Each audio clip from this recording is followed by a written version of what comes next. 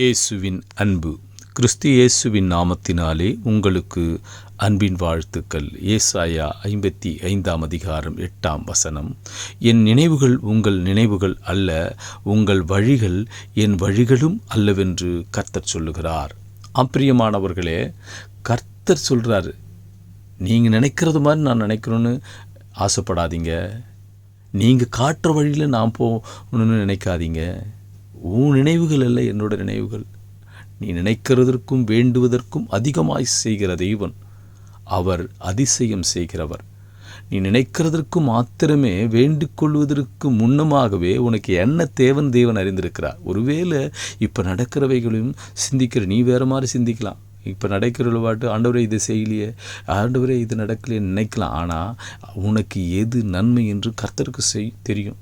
எப்போது நடக்கிறத பார்த்து ஐயோ எனக்கு இது சரியில்லையே நினைக்கலாம். கர்த்தருக்கு தெரியும் உனக்கு என்ன செய்யணுன்ட்டு.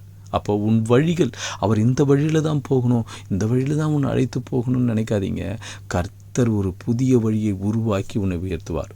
அவர் நீ நடக்கிறத உனக்கு வழிகளாக மாற்றுகிற தெய்வன்.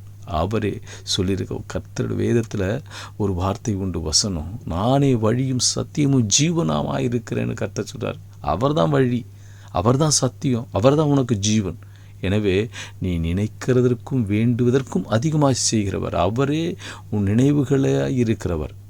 இந்த உலகத்தை உண்டாக்கினவரும் உன்னை உருவாக்கினுமாய கர்த்தர் உனக்கு என்ன செய்யணும்னு அவருக்கு தெரியும். அவர் ஏற்ற காலத்திலே உனக்கு அதை கொடுத்து உன்னை ஆசீர்வதிப்பார். உன் வழிகளை அவர் அறிந்திருக்கிறார். நீ நினைக்கிற மாத்திரை அவர் கோணலான வழிகளை செவ்வைப்படுத்துகிற தெய்வர். அவரே வழி. அதனால் நீங்கள் நினைக்கிறது நீங்கள் காட்டுற வழியில் கர்த்தர் ஒரு புதிய வழியை உருவாக்கி உன்னை உயர்த்துவார்.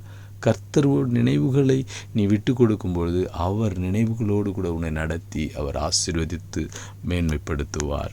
ஆமென்.